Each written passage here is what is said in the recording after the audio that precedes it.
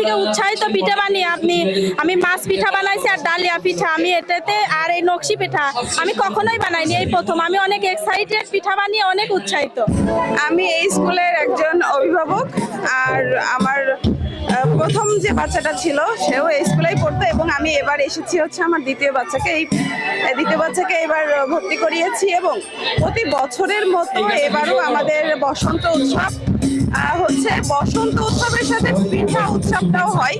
তো এখানে আমরা প্রতি বছরই আসি, এবং এখানে এসে যে ব্যতিক্রম এই যে উৎসবটা, এটা আসলে আমাদের বাচ্চারা অনেকেই আছে এখন পিঠার নাম জানে না, তো আমরা এখানে কিন্তু এসে বাচ্চাদেরকে দেখাই কোনটা কি পিঠা, এগুলো পিঠার সাথে আর কি আমাদের নতুন প্রজন্ম পিঠার সাথে পরিচিত হচ্ছে। আপনারা দেখতে পাচ্ছেন যে মর্নিং বেলে আজকে অনুষ্ঠিত হচ্ছে পিঠা মেলা ও বসন্ত উৎসব 1432। প্রতি বছরের না এবারও পিঠা মেলা এবং বসন্ত উৎসবের সাথে আছে সাংস্কৃতিক অনুষ্ঠান। আপনারা দেখতে পাচ্ছেন যে আমাদের পিঠা মেলা এবং বসন্ত উৎসবে অনেকগুলো স্টল, যে স্টলগুলোতে বাহারি রকমের পিঠা। আসলে আমি এত পিঠা এর আগে কখনো দেখিনি, যে এত রকমের পিঠা।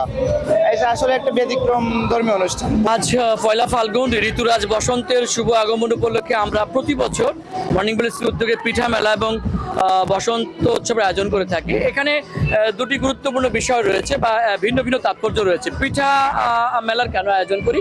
পিঠা আমাদের বাঙালি সংস্কৃতির গ্রামীণ একটি ঐতিহ্য, কিন্তু আমাদের শিক্ষার্থীরা এই নতুন প্রজন্ম শহর জীবনে যান্ত্রিকতায় আজকে তারা কিন্তু এই বাঙালি সংস্কৃতি, কৃষ্টি কালচার ভুলতে বসেছে।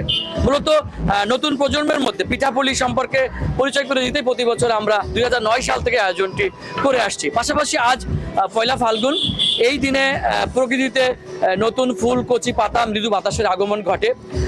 নবান্ন উৎসব বাঙালির অসাম্প্রদায়িক চেতনা এবং সাংস্কৃতিক ঐক্যের প্রতীক। আমাদের শিক্ষার্থীরা দেশীয় সংস্কৃতি, কৃষ্টি কালচারের সাথে বড় হবে, বেড়ে উঠবে, এটি আমাদের প্রত্যাশা। আমাদের স্টলে অনেক পিঠা আছে, যেহেতু আমাদের স্টলের নাম বাংলার পিঠা, এর জন্য আমরা তালের বড়া রেখেছি, মোয়া রেখেছি, নারকেলের পিঠা আছে, আমার মালাই রোল আছে, রসের ক্ষীর আছে। মানে বেসিক্যালি সবগুলো অনেক ভালো বিক্রি হচ্ছে, আলহামদুলিল্লাহ। অনেক সেল করেছি, আর যেটা আছে আশা করছি সেইগুলো সেল হবে।